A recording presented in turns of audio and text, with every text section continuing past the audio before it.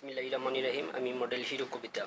এবারে কথা বলবো বাংলাদেশ এবং মায়ানমারের কিছু ইস্যু নিয়ে, যেমন মায়ানমারের রোহিঙ্গা জনগোষ্ঠীকে নিয়ে কিছু কথা ছিল, সেই বিষয়ে কথা বলবো। এখন রোহিঙ্গা, মায়ানমারের যে সেনাবাহিনীরা রোহিঙ্গাদেরকে গণহত্যা শুরু করে দিয়েছে। এখন রোহিঙ্গারা তাদের যান বাঁচাতে অনেকেই পালিয়ে আসছে, কিন্তু তাদের আত্মীয় স্বজন অনেককে কিন্তু মেরে ফেলছে, বা মায়ানমারের সেনাবাহিনী তাদেরকে গণহত্যা করেছে। এখন সেনাবাহিনীরা তো মায়ানমারের যারা আছে, বা অসংখ্য বৈদেশিক বা অসংখ্য দেশমাতৃক অসংখ্য সেনাবাহিনী রয়েছেন যারা মায়ের দুধ আসলে সেনাবাহিনী খুবই কম খায়, তাদেরকে কিন্তু সেনাবাহিনী বানানো হয়। ছোটবেলায় তার মা তার বুকের দুধ নষ্ট হয়ে যাবে বলে কিন্তু বাচ্চাকে খাওয়ায় না, বাচ্চার খোঁজখবর নেয় না। সেই সমস্ত সেনাবাহিনী কিন্তু মায়ানমারের সেগুলোকে খুঁজে এনে মায়ানমার সরকার এই অনেক অসংখ্য বাস্টারদেরকে খুঁজে এনে সেনাবাহিনী বানিয়েছে, বা এরকম অসংখ্য দেশে বানিয়েছে। তবে বাংলাদেশ একটু ডিফারেন্স, বাংলাদেশে এরকম নেই। বাংলাদেশের যার কারণে বাংলাদেশের সেনাবাহিনী বা বিজিবিদের মায়া দয়া আছে বলেই মায়ানমারের যুদ্ধরত অবস্থায় মায়ানমারের রোহিঙ্গারা বাংলাদেশে অনুপ্রবেশ করতে পারছে। তারা কিন্তু কোনো বাধা দিচ্ছে না এবং গুলিও মারছে না। তারা ইচ্ছা করলে যা ইচ্ছা তা করতে পারতো, কিন্তু তা করছে না, কারণ তারা মায়ের দুধকেই বড় হয়েছে বাংলাদেশ সেনাবাহিনী। আমি স্যালুট জানাই বাংলাদেশ সেনাবাহিনীকে। কিন্তু সেই সমস্ত বাস্টার যাদেরকে খুঁজে এনে সেনাবাহিনী বানানো হয়েছে, তারা বর্ডারে বিভিন্ন দেশে, দুবাই, ওমান, এরপরে হচ্ছে তুর্কি, গ্রিসের বর্ডারে, বিভিন্ন দেশের বর্ডারে মানুষ যায়। তার বিভিন্ন সময় বিভিন্ন কারণবশত মানুষ বর্ডার দিয়ে পালিয়ে যায়, তখন তাদেরকে দৌড়ে তারা গণদর্শন, সেই সমস্ত ছেলেমেয়েদেরকে তারা গণদর্শন করে। এবং তারা বাস্টার, এটাই সবসময় তারা মানে মানুষকে যেভাবে টর্চার করে পৃথিবীর ইতিহাসে অসংখ্য নগ্নতা। আর এগুলা বলে আমি কি করব, মায়ানমারের সেনাবাহিনী ভিডিও দিয়েছে, দেখছেন আপনারা। সে প্যান্ট খুলে লিঙ্গ বের করে একটা মেয়েকে ঢুকাতে চাচ্ছে, মেয়েটা পানির মধ্যে পড়ে গেছে, বাঙালি, কিন্তু সে রোহিঙ্গা বাঙালি। তারপরে বুঝতে পারছেন কত বড় বাস্টার্ড, কারণ তারা হচ্ছে বাস্টার্ড, সম্পূর্ণ বাস্টার্ড। এদের কোনো জন্মের ঠিক নাই। যখন মায়ের পেটে ছিল তখন অন্যের শুক্রাণু নিয়ে 20 জন 25 জন মানুষের শুক্রাণু নিয়ে কিন্তু তার জন্ম হয়েছিল, যার কারণে সে বাস্টার্ড। তো এই সমস্ত বাস্টার্ড সেনাবাহিনী মায়ানমারের প্রমাণ করে দিয়েছে তারা কত খারাপ হতে পারে। এবং পৃথিবীর অসংখ্য দেশে, মুসলিম দেশেও বাস্টার্ড সেনাবাহিনী রয়েছে, তবে সব নয়। অসংখ্য রয়েছে যারা মায়ের দুধ কম পান করার কারণে মানুষের প্রতি তাদের ভালোবাসার জায়গাটা নেই, তারা অন্যায় অত্যাচারে সবসময় নিমগ্ন থাকে।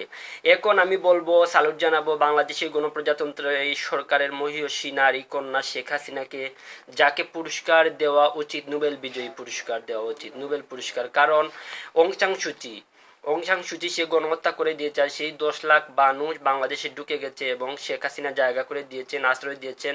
এবং বিরোধী দলীয় নেত্রী, বাংলাদেশের প্রথম মহিলা প্রধানমন্ত্রী খালেদা জিয়া, তিনিও সেখানে কোনো বিরোধিতা তৈরি করেননি। তিনিও বলেছেন এরা বিপদে পড়েছে, তাদেরকে আশ্রয় দিতে হবে। তিনিও তাদেরকে আশ্রয় দিয়েছেন। তাই তাদেরকে অবশ্যই নোবেল বিজয়ী 2 জন প্রধানমন্ত্রীকে বাংলাদেশের নোবেল বিজয়ী ঘোষণা করা হোক। এবং নীলুফা ইয়াসমিন মনি, এমপি, বিএনপির একজন এমপি, নীলুফা ইয়াসমিন মনি আপা, তিনি এমনিতে অনেক সুইট এবং কথা বলেন অনেক সুইট, মাধুর্য সম্পন্নভাবে। তিনিও রোহিঙ্গাদের পাশে দাঁড়িয়েছেন। তিনি বলেছেন যে রোহিঙ্গার ইস্যু যখন সমাধান হবে তখন তাদেরকে মায়ানমারে দেওয়া হবে, না হলে তারা বাংলাদেশে থাকবে। আমরা যদি কে পরে বাঁচি তাহলে তারাও কে পরে বাঁচবে। তা আমি বলতে চাচ্ছি যে রোহিঙ্গা জনগোষ্ঠী যারা আছেন ভোটার ক্রস করে এখন আছেন, আপনাদেরকে রিটার্ন পাঠালে কিন্তু মায়ানমারের সেনাবাহিনী আবার আপনাদেরকে গণহত্যা করবে, একজন কি বাঁচিয়ে রাখবে না। আপনারা ঢুকে পড়ুন বাংলাদেশের আনাচে কানাচে, বিভিন্নভাবে 64 জেলাতে আপনারা চলে যান। আমরা বাঁচলে বাঙালিরা আপনারাও বাঁচবেন। কিন্তু এখানে যারা আছেন সবাই বলবে না যে আপনারা আসেন, ঢুকেন একদম। কারণ আপনারা যেহেতু আছেন টেকনাফের উকিয়াতে আছেন, যে জায়গাতে আপনাদেরকে রাখা হয়েছে, আশ্রয়কেন্দ্র তৈরি করা হয়েছে, সেখান থেকে আপনারা যে যেভাবে পারেন বাংলাদেশে ঢুকে যান। কারণ কেউ মুখে উঠে বলবে না, বিজিবি বা অনেক বাহিনী বলবে না যে আপনারা ঢুকে যান, কিন্তু ঢুকে গিয়েছেন বাংলাদেশে। কিন্তু বাংলাদেশের অভ্যন্তরীণ জেলাগুলিতে ঢুকে যান, সবার সাথে মিশে যান, এবং সেখানে আমরা বাঁচলে আপনারা খাবেন, রিটার্ন ওখানে গেলে আপনাদেরকে মারা হবে, হত্যা করা হবে।